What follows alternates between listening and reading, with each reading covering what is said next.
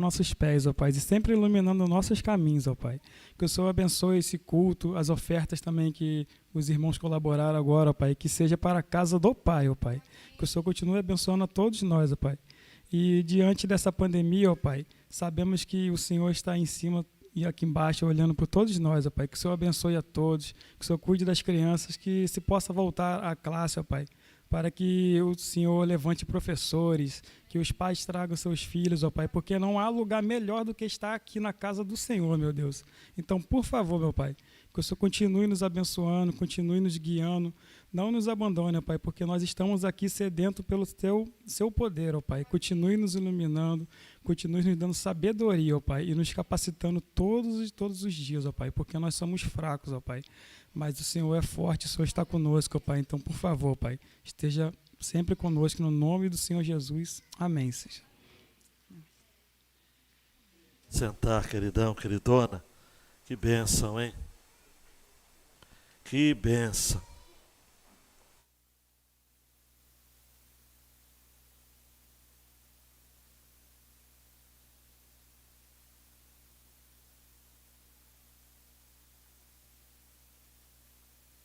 Eu já agradeci, mas é sempre bom agradecer novamente o carinho da igreja pela passagem do meu aniversário, né? Eu estou sendo engordado aí, mas eu confesso que ontem eu recebi uma homenagem dos jovens e um bolo, né? Eu já perdi a conta de bolos, né? Ainda bem que os jovens me ajudaram, um pouco de sacrifício, mas me ajudaram a comer o bolo todo ontem à noite aqui. Mas obrigado aí pelo carinho de todos. Eu vou ter que fazer muito mais caminhada e tudo mais. Mas Deus é maior, né?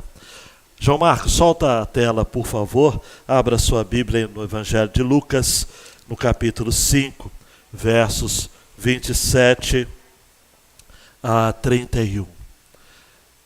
O banquete da graça é o tema da mensagem desta noite.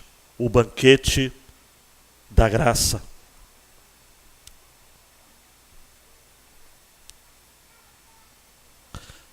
Sempre nos surpreende, amados, a graça. Sempre vai nos surpreender. A graça, segundo um autor citado por Philip Yancey no seu clássico Maravilhosa Graça, é a última palavra perfeita. A gente vem com o tempo perdendo o sentido de várias palavras. Um exemplo é a palavra amor, que hoje se usa até a expressão fazer amor relacionada a um ato sexual. Isso reduziu o amor, e o amor é uma palavra que vem se perdendo mesmo, né?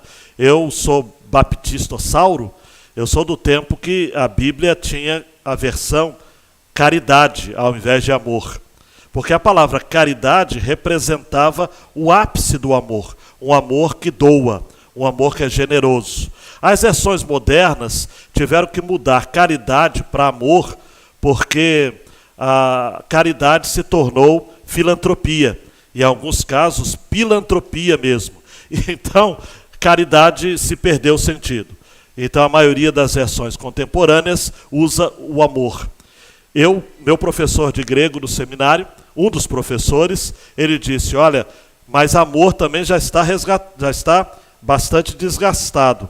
Talvez nós vamos ter que usar a palavrinha no grego mesmo, que é HP ou agape, que significa amor sacrificial. Enfim, as palavras vão se perdendo com o tempo. Mas a palavra graça, ela não se perde. É uma palavra extraordinária. É uma palavra de uma potência exponencial. Por isso que eu li esse texto, reli esse texto, e eu não me contive em dar o nome a esta mensagem de o banquete da graça.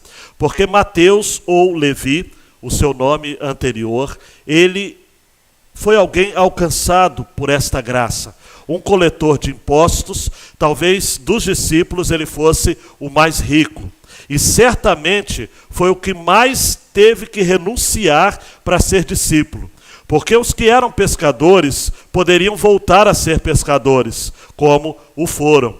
Outros de outras profissões renunciaram por algum tempo, mas poderiam retomar. Agora, um coletor de impostos, um funcionário trabalhando para Roma, quando ele se desligasse de Roma, trancasse a sua matrícula ali, certamente ele jamais poderia voltar a ser funcionário público.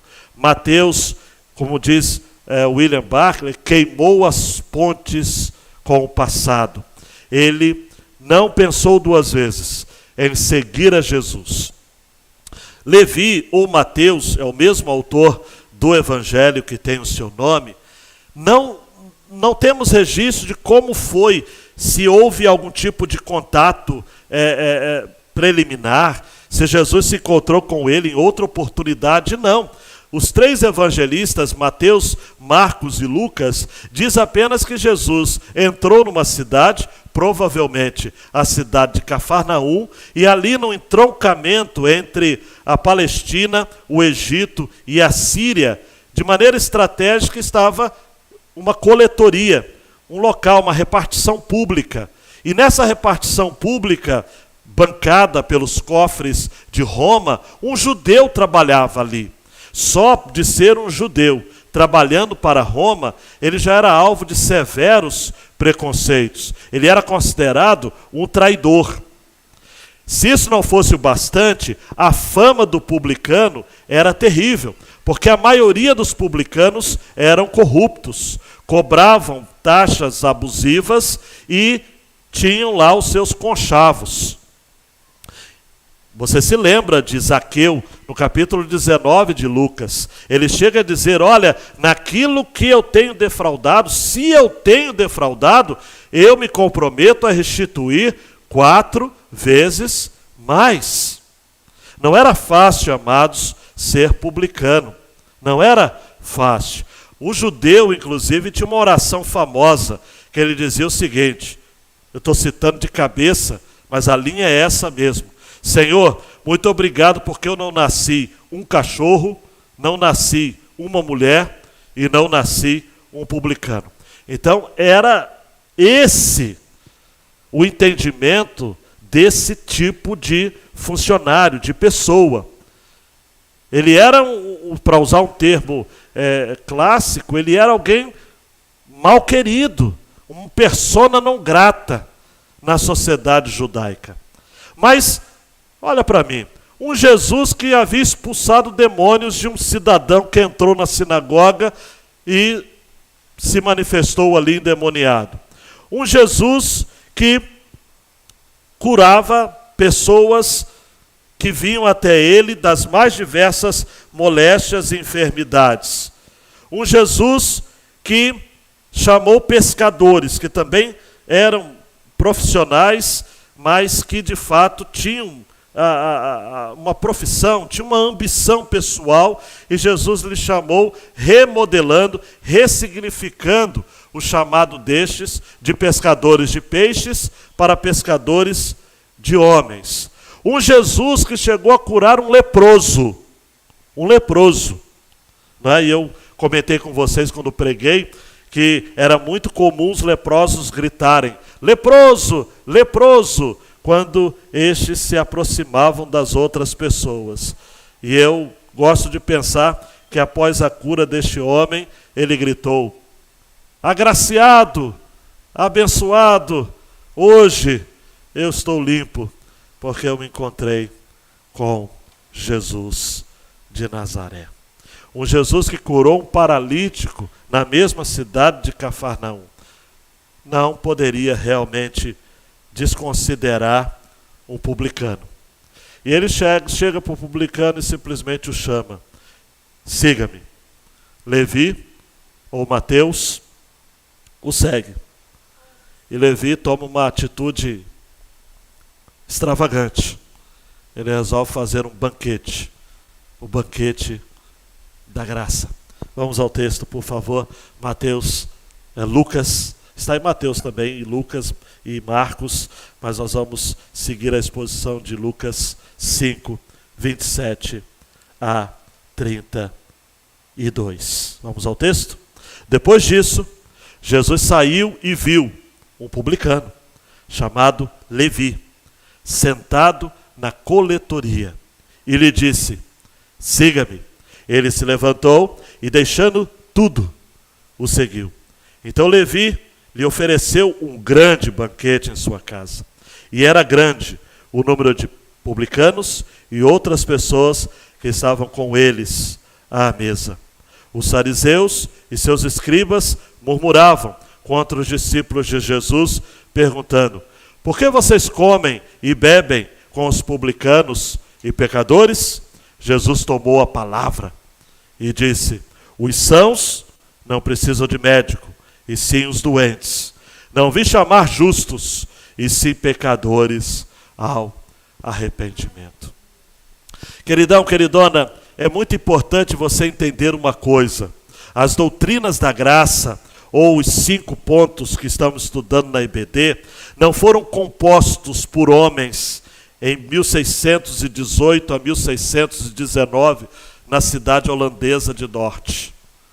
As doutrinas da graça foram geradas pelo próprio Deus.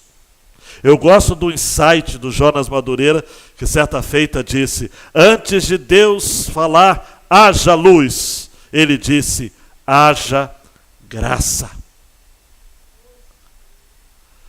Um livraço, amados, escrito por um autor chamado David Simetz, metodista, foi citado também no livro Maravilhosa Graça, embora eu tenha lido este livro. Ele diz assim, um dos seus livros, né? Há muitos anos, David Simetz diz, cheguei à conclusão de que as 2 causas principais da maioria dos problemas emocionais entre os cristãos evangélicos são estas: o fracasso em entender, receber e viver a graça e o perdão incondicionais de Deus, e o fracasso de distribuir esse amor, perdão e graça incondicionais aos outros. David Simetz fala ainda: nós lemos, ouvimos, cremos em uma boa teologia da graça, mas não é assim que vivemos. As boas novas do Evangelho da graça não penetraram no nível das nossas emoções. Uau! Eu vejo essa frase, eu falo, gente, é atual. O que nós temos de pessoas, amados, que não aceitam ter sido perdoadas pela graça. Não entendem, não aceitam. Não trouxeram para o coração. São conscientes de que Deus é perdoador. São conscientes aqui que Deus é cheio de graça. Jesus, por exemplo, é retratado em João capítulo 1 como aquele que é cheio de graça e de verdade, mas não desce da cabeça para o coração. Ainda vivem sobre a lei, sobre o impacto de legalismos, de obrigações ritualísticas. São pessoas que ainda estão até hoje participando de cultos de campanha, correntes das sextas-feiras, óleo ungido de Israel, beijando a bandeira de Israel, enfim, gente que ainda é presa, gente que está, para usar uma parte da letra de João Alexandre, costurando o véu que Jesus rompeu na sua morte.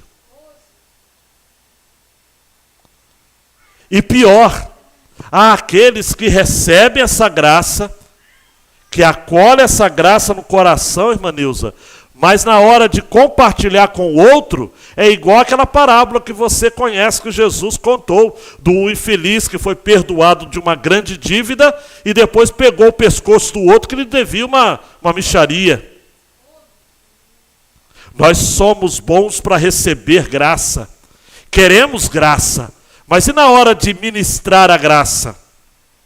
Nós vivemos, amados, vou abrir um parênteses que eu espero ser curto, numa situação no nosso país, polarização, discurso de violência, de ódio, onde a graça parece que não está mais nos lábios dos crentes. Eu não estou falando dos ímpios. Os ímpios são ímpios. Estou falando dos crentes. A gente tem que amar mais. Tem que valorizar mais a vida. Ah, pastor, mas direitos humanos são para os humanos direitos. Não, é o que eu aprendo de Jesus em Lucas. O homem perfeito, Jesus, que só buscou gente imperfeita. Agora mesmo, ele está de olho no publicano. Já teve com um leproso, um paralítico, com gente doente. Vai estar depois com uma mulher, um homem com a mão ressequida. Vai estar depois com uma mulher do fluxo de sangue. O filho único da viúva de Naim. E por aí vai. Amados, Gordon MacDonald disse assim: o mundo pode fazer quase tudo tão bem ou melhor do que a igreja. Você não precisa ser cristão para construir casas, alimentar os famintos, curar os enfermos. Há apenas uma coisa que o mundo não pode fazer. Ele não pode oferecer graça. Só um coração cheio de graça pode compartilhar a graça. Eu aprendo com o meu Jesus, eu espero que seja o seu também, que devemos oferecer a segunda face, que devemos caminhar a segunda milha com quem nos obriga a caminhar a primeira, que o irmão que pede a túnica, a gente tem que dar também a capa.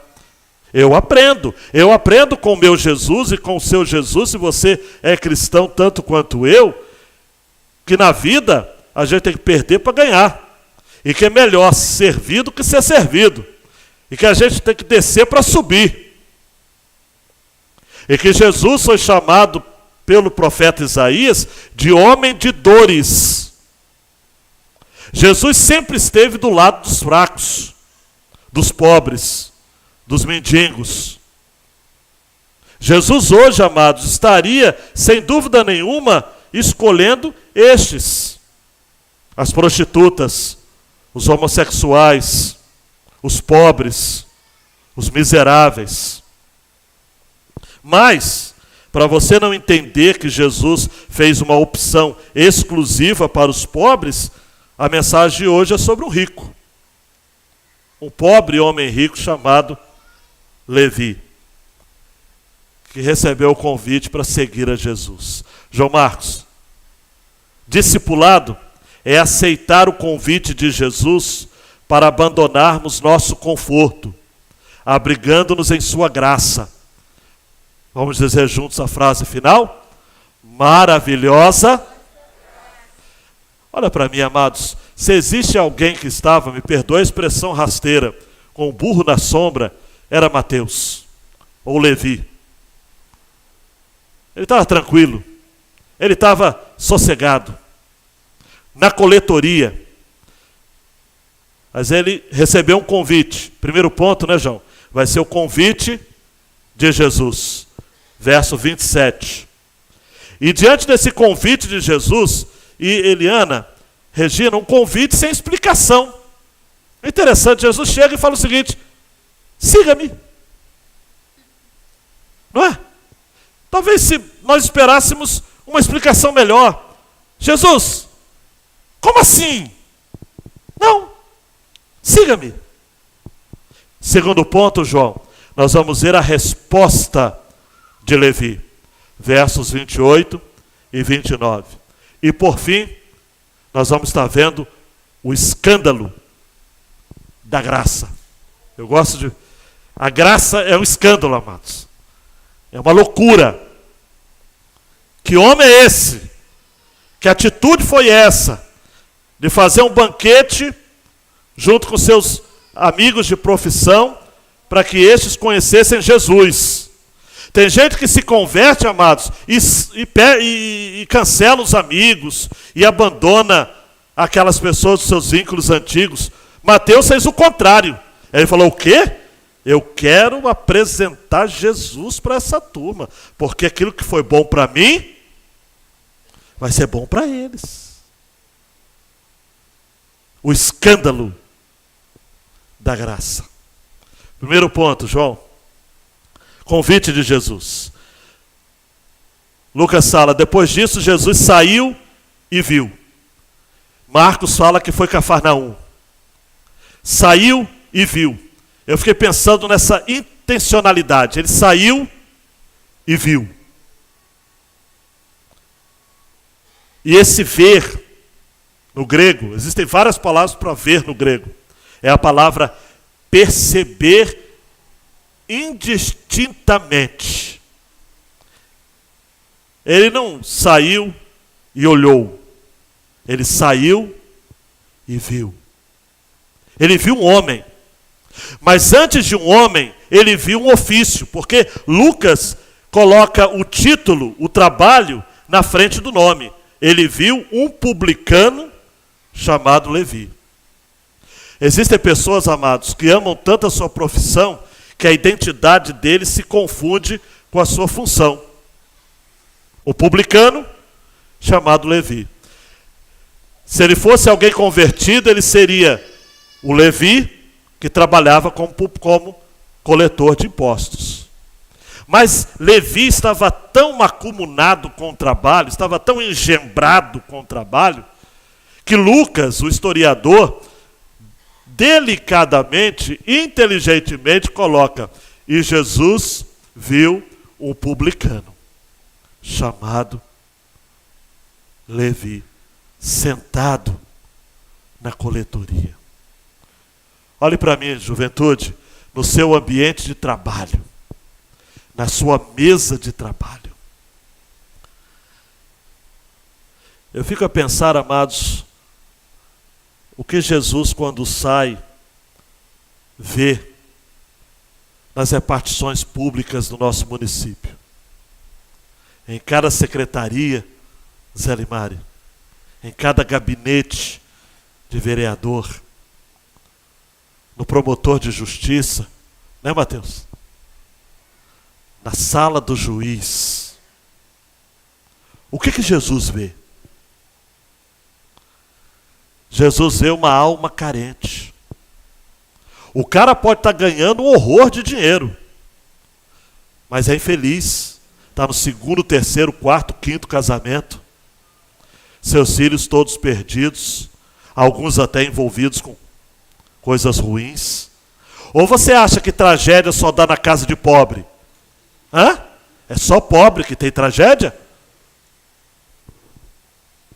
O que tem de gente rica aí, amados, depressiva, gastando dinheiro com remédios, infeliz.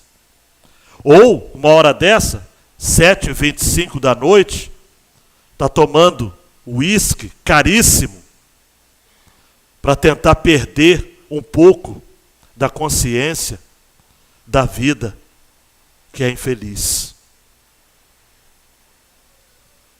Gente como Mateus, ou seu nome de antigamente, Levi. Mas Jesus está passando. E quando Jesus passa e vê, algo acontece, amados. Ele passa, ele vê, ele percebe, ele observa, ele presta atenção. E ele chama este homem: siga-me. Siga-me. Tudo leva a crer, amados, eu gosto de pensar assim, o nosso Levi aqui, que Jesus mudou o nome dele para Mateus. Não tem base escriturística nisso não. Está no meu achismo, junto com alguns comentaristas, porque era comum de Jesus, amados, mudar o nome de alguns. Tomé era chamado Dídimo. Bartolomeu era chamado Natanael. Pedro era chamado Cefas, ou Simão. Quem sabe, amados? Fico aqui imaginando. Quer ver uma outra coisa que eu imagino, Cida e Willow?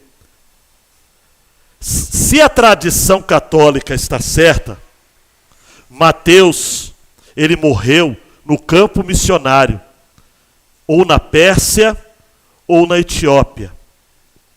Se essa tradição está certa, Jesus chamou esse Mateus, porque Ele era um coletor de impostos no entroncamento da Síria e do Egito.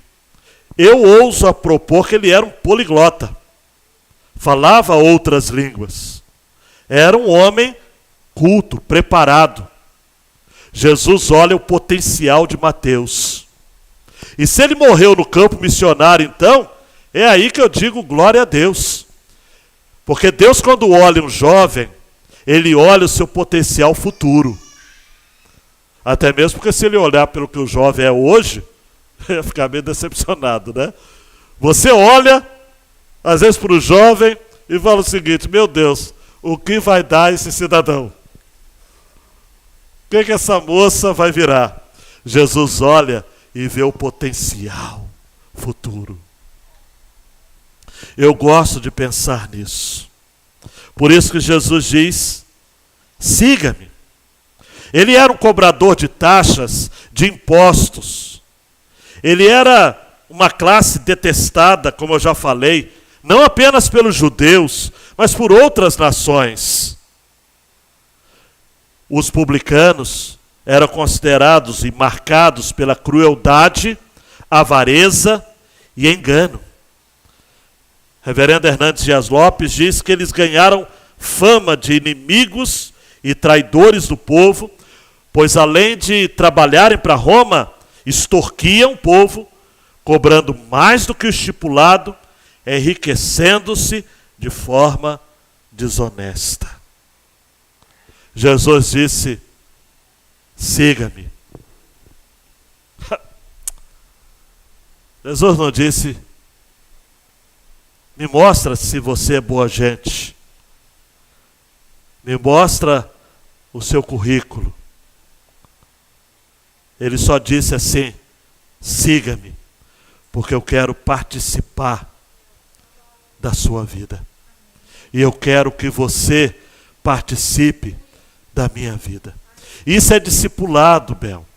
Discipulado é participar da vida de Jesus e ter Jesus participando da sua vida.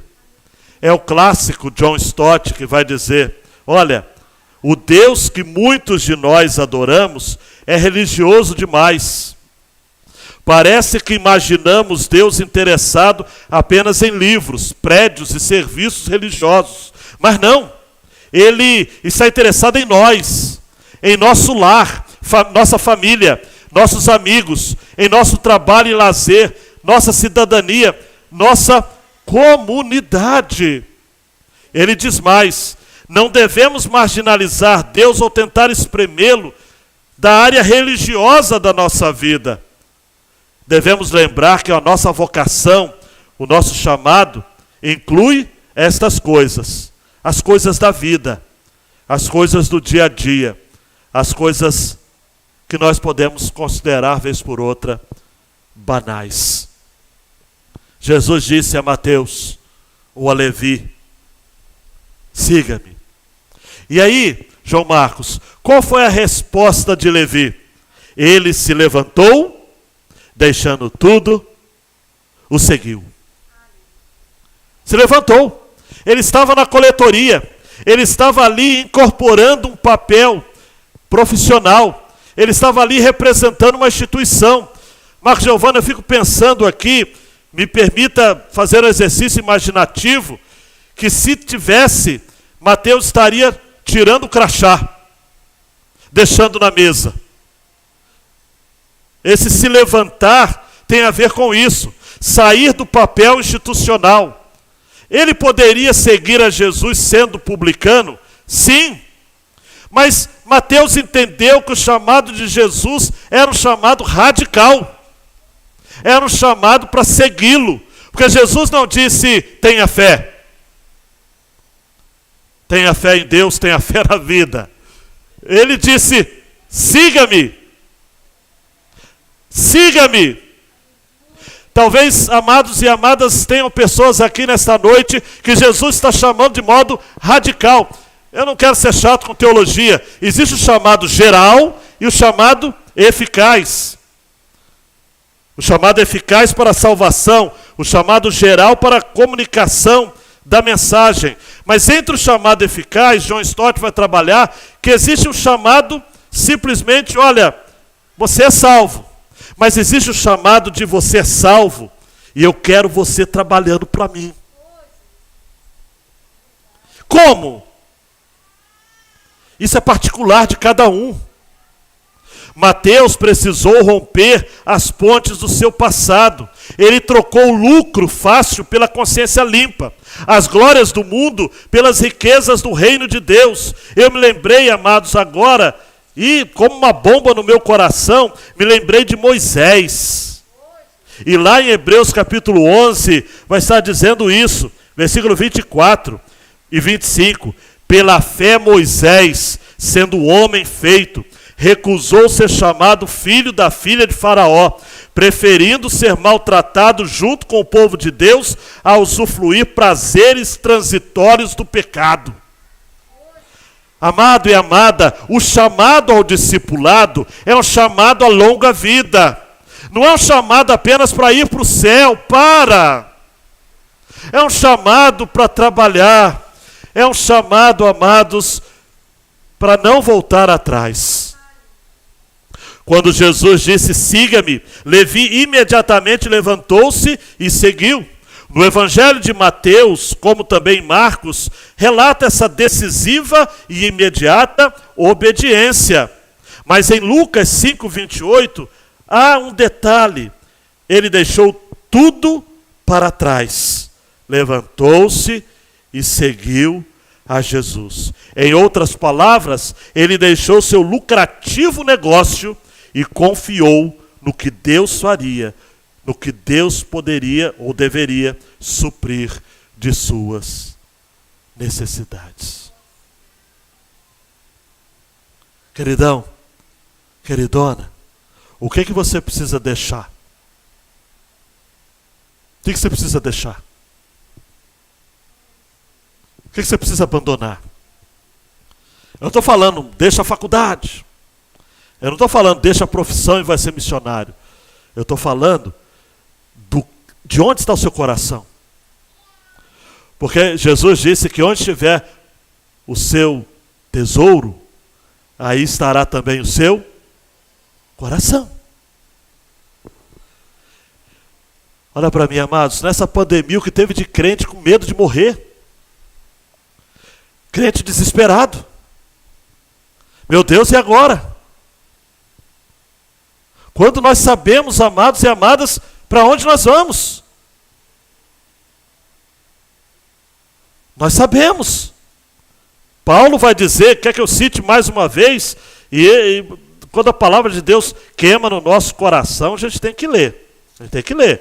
Paulo escreve a 1 Tessalonicenses, capítulo 4, a partir do verso 13. Irmãos, não queremos que vocês ignorem a verdade a respeito dos que dormem. Dorme aqui é morrer.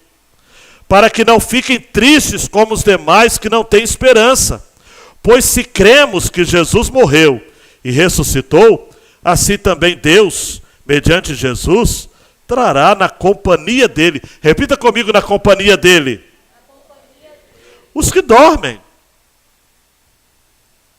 Amados, bem-aventurados os que desde agora dormem no Senhor. Zaqueu também foi assim. Zaqueu, conhece a história de Zaqueu? Não preciso ficar repetindo, mas ele era chefe dos publicanos. Era de Jericó, não era de Cafarnaum. Mas hierarquicamente eu tenho para mim que Zaqueu era mais alta hierarquia do que Mateus. Mateus era um publicano. Zaqueu era chefe dos publicanos. Tinha mais crachá. Salário era maior. E esse cidadãozinho de pequena estatura desejou ver Jesus. Queria ver Jesus. Está lá em Lucas 19. E você sabe da história desde criancinha. O Marcos Giovanni está careca, Laci, de ouvir essa história. Ele sobe numa figueira brava. Eu lembro do meu pai pregando nesse texto uma vez e dizendo o seguinte: figueira brava, cheia de espinhos, este homem se machucou todinho. Ele não considerou empecilhos para ver a Jesus. Jesus passa debaixo, Nilza. E a iniciativa é de Jesus. A música é bonita, mas é invertida. Não foi o Zaqueu que disse, entra na minha casa. É bonita, eu já chorei com essa música. Mas não é. É outra história. Funciona também, mas é outra. Vira. Foi Jesus que passou e disse, Zaqueu, desce depressa, porque hoje me convém comer bolo em sua casa. Pousar em sua casa. A NVI traduziu assim, Regina, quero ficar em sua casa hoje. Oh, eu quero ficar em sua casa hoje. E ele recebe com alegria. E o texto diz que, a NVI coloca assim, né? Eu estou dando a metade dos meus bens aos pobres. E se de alguém extorquir alguma coisa, devolverei 4 vezes mais. Aí Jesus fica doido de emoção. E diz, hoje houve salvação nesta casa.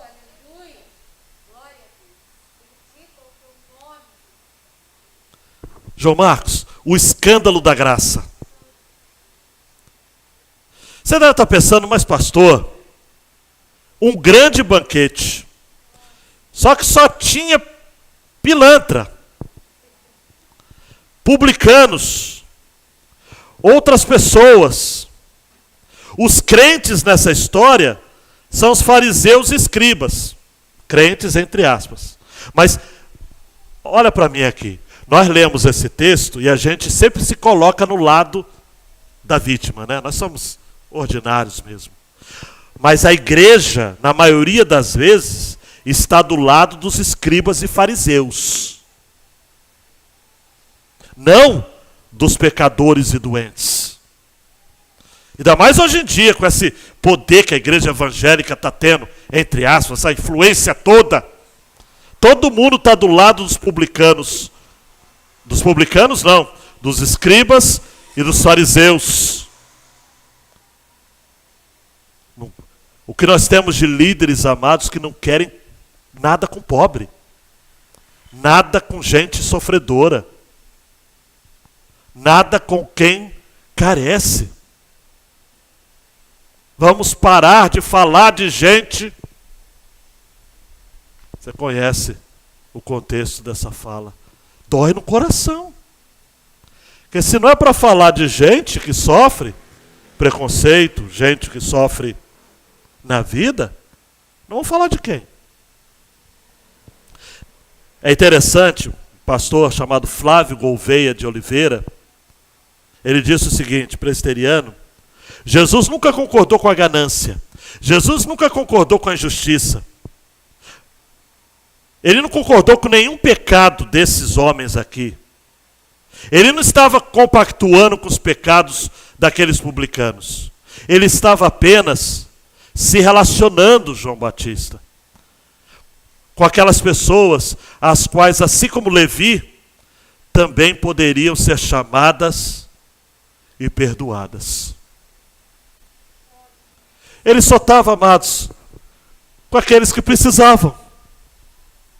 Quem está precisando mais? Jesus está ali. Versículo 30. Os fariseus e seus escribas murmuravam. O verbo murmurar no grego é guguzo, que a palavrinha é essa mesmo, goguzo, é essa murmuração de palavras assim, que significa no grego falar algo em tom baixo. Você conhece gente murmuradora? Aqui não tem, mas você conhece alguém, né? Que acontece alguma coisa, ele começa a murmurar. Hã? O bochicho. Esse é o goguzo do grego. Goguzo é. Como é que pode ser Jesus? Por que vocês comem e bebem com publicanos e pecadores? Eca! Um Jesus que toca em leproso, amados. O leproso tocava no homem são e deixava o homem são impuro. Jesus toca no leproso e o leproso fica puro. E Jesus continua puro.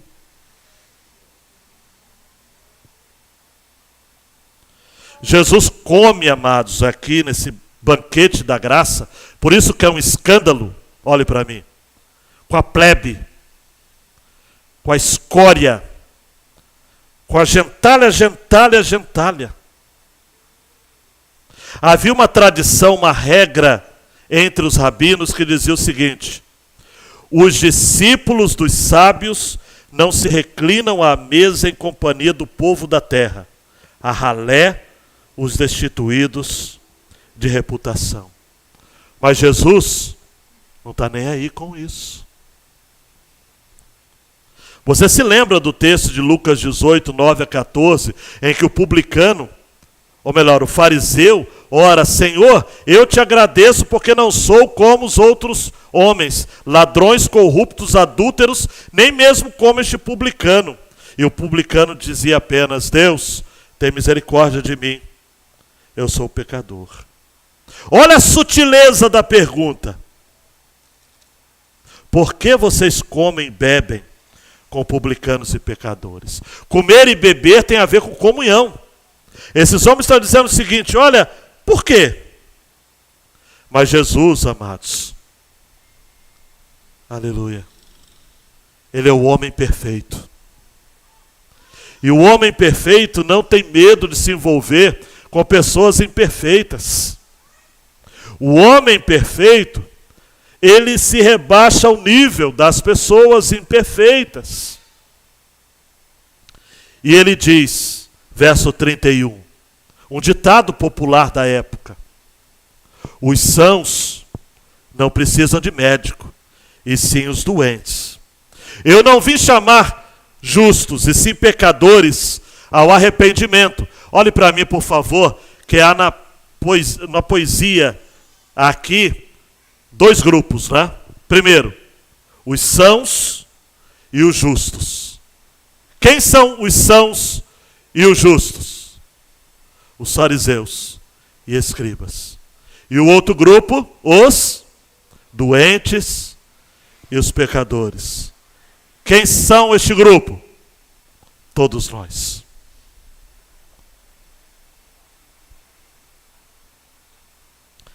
Eugene Peterson traduziu assim em sua paráfrase: Jesus escutou a crítica e reagiu. Quem precisa de médico? Quem é saudável ou quem é doente? Estou aqui para dar atenção aos de fora, não para mimar os da casa que se acham justos. Doentes e pecadores.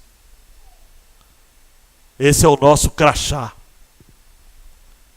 Saia daqui ciente de que a graça lhe alcançou, porque você é doente e pecador. Jeremias 8, 22. Não há bálsamo em Gileade? Não há médico? Porque será então que não há sinal de cura para a ferida do meu povo? Isaías 57, 15. Pois assim diz o alto e o sublime, que vive para sempre, e cujo nome é santo. Habito no lugar alto e santo, mas habito também com contrito e humilde de espírito, para dar novo ânimo ao espírito do humilde e novo alento ao coração do contrito. Eu vim chamar pecadores ao arrependimento. 2 Pedro 3,9. Senhor não demora em cumprir a sua promessa, como julgam alguns. Ao contrário, ele é paciente com vocês, não querendo que ninguém pereça, mas que todos cheguem ao arrependimento. Mas eu preciso, amados e amadas, jogar mais uma luz no seu coração, Oséias. Metanoia, no grego, arrependimento. Mas, contudo, porém, entretanto, na maioria das traduções inglesas, arrependimento é uma tradução frágil demais e unilateral. Porque essa tradução enfatiza apenas o aspecto negativo, arrependimento. A tradução holandesa, Luiz, que eu não ouso falar aqui o nome, ela é correta, porque traduz essa palavra como conversão. É uma tristeza definida por um desvio do mal, mas ao mesmo tempo é uma volta resoluta para Deus em fé e obediência.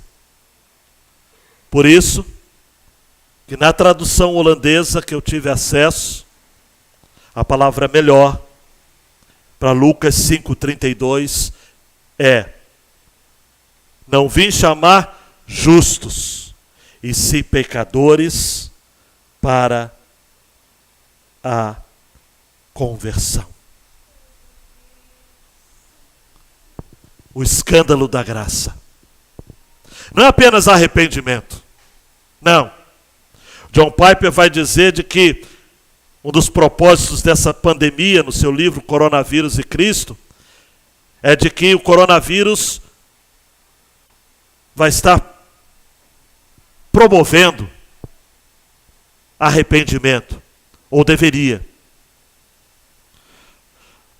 Mas que me perdoe, John Piper, eu tenho visto mais endurecimento do que arrependimento.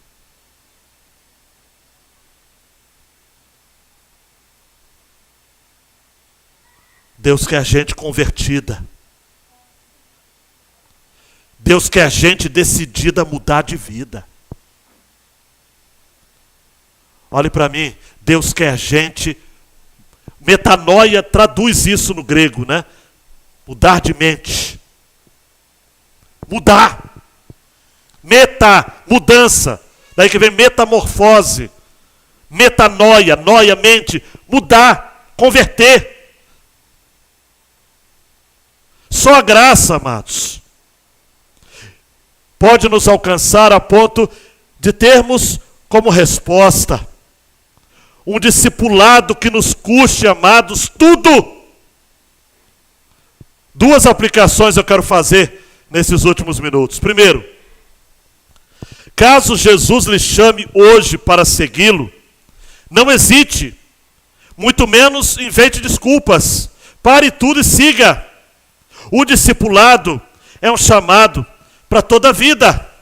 Lembro-me do texto de Lucas 18, 22, quando chega para Jesus um jovem rico, e Jesus percebe, e há um texto ali que diz, e Jesus olhando o amou. O olhar de Jesus, amados, é um olhar poderosíssimo. Lembro-me de Pedro, antes de negar a Jesus 3 vezes, ou melhor, depois, diz que Jesus olhou para ele. Quando Jesus olhou para ele, ele cai em lágrimas. Amados, segue-me. Jesus está dizendo, segue. Não espere a pandemia passar, segue-me. Não espere seu filho voltar, segue-me. Não espere sua esposa voltar, segue-me. Não espere seu ministério voltar, segue-me.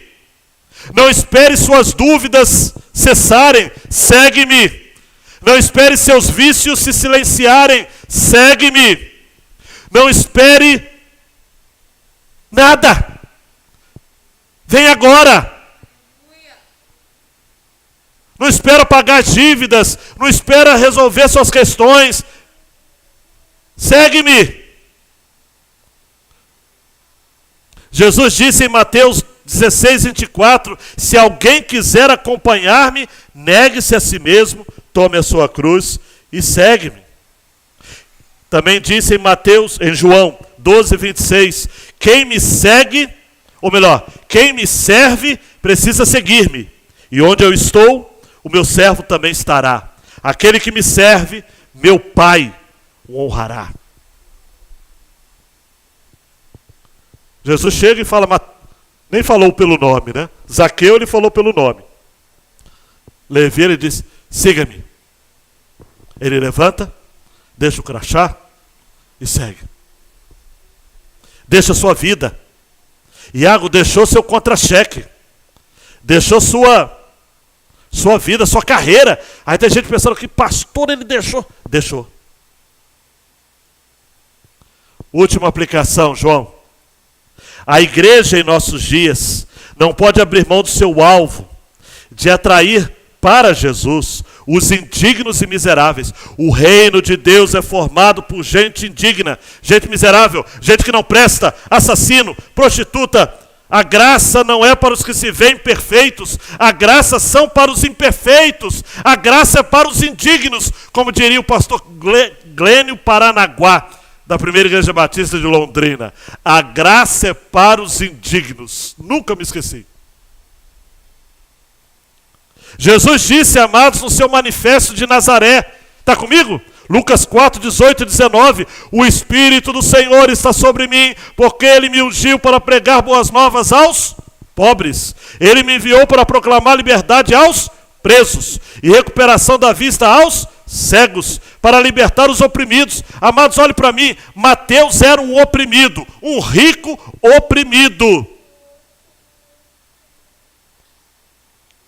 A igreja precisa, amados, ser mais do que um grupo reunido num saguão de um hotel no verão. A igreja precisa ser uma equipe de socorristas. A igreja tem que parar de ser vitrine para que a sociedade nos veja como eles são belos, como seus filhos são bem educados, como eles são prósperos. Para ser um QG de Deus, um quartel-general, para invadir o inferno, atrair àqueles que o diabo tem mantido cativo.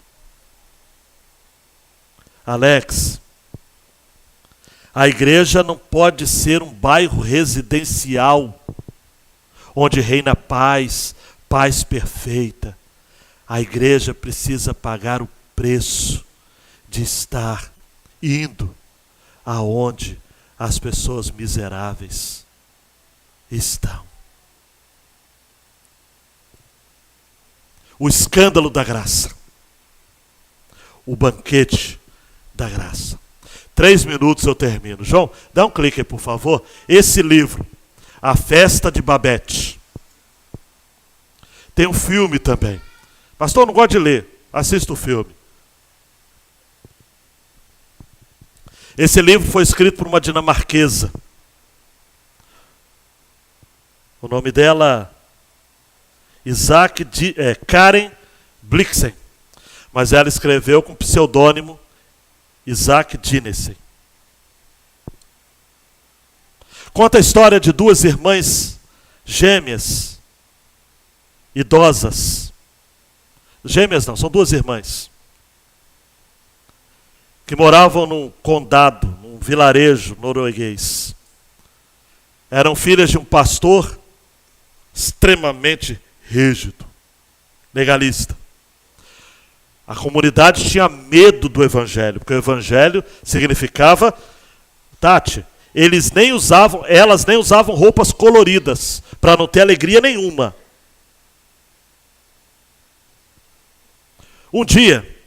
Um belo dia, e essas meninas assumiram a liderança da comunidade com o falecimento do pai.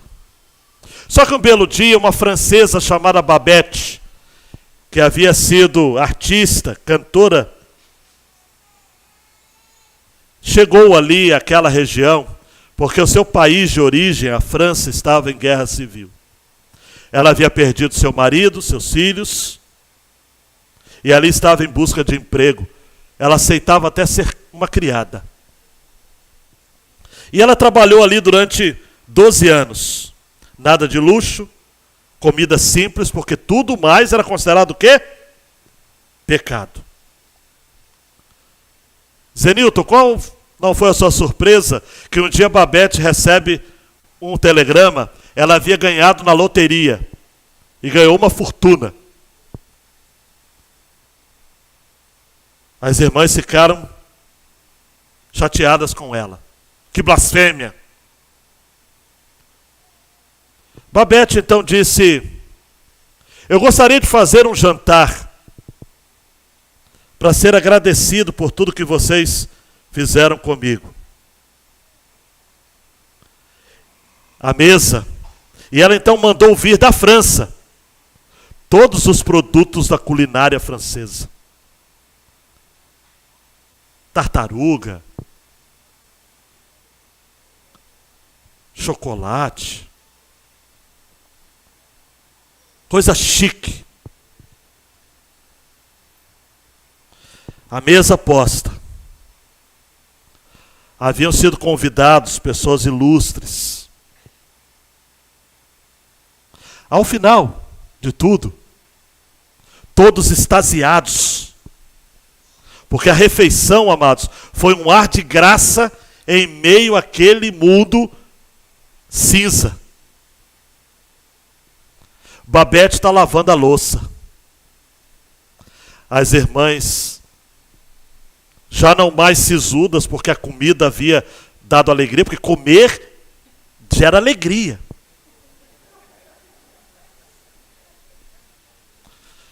Chama a Babete e diz: pois é, né? A comida estava boa, mas você vai embora, né?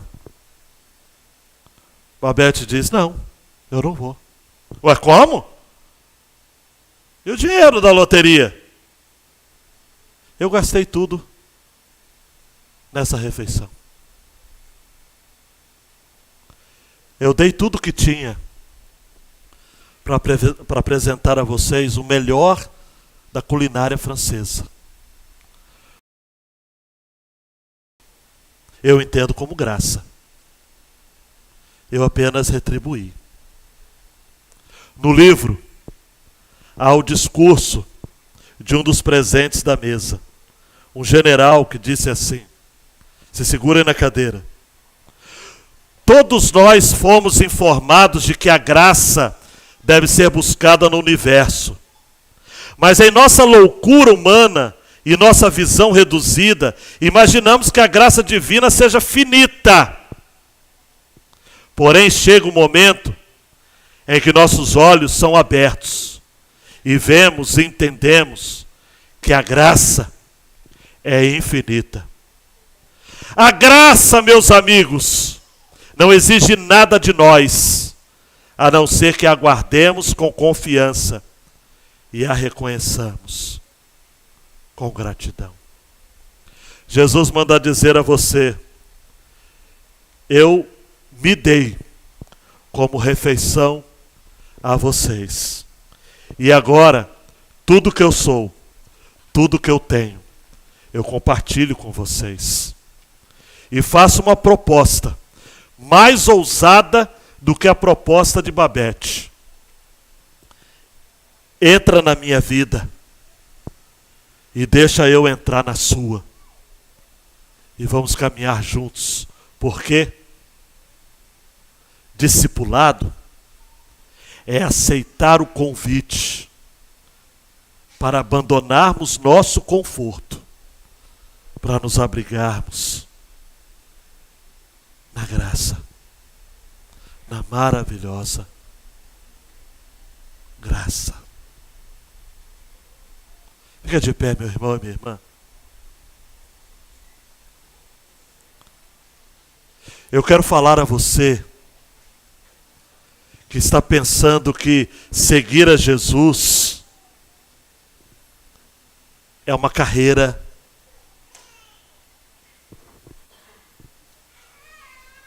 que vai estar, de certo modo, lhe dando algum tipo de mérito, mas a suficiência dos nossos méritos só nos leva à consciência de que os nossos méritos não são suficientes.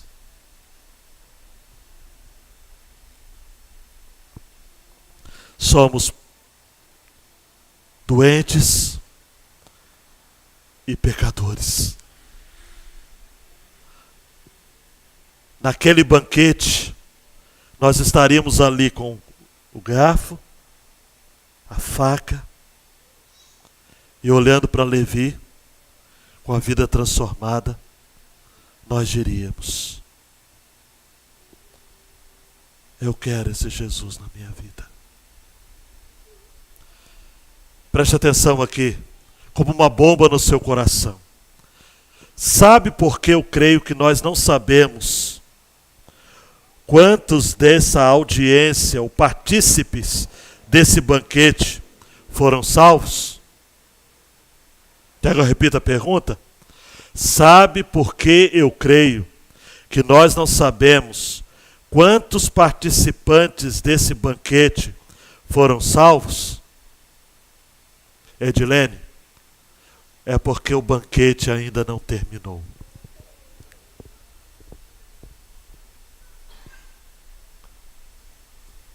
Ainda há lugar na mesa.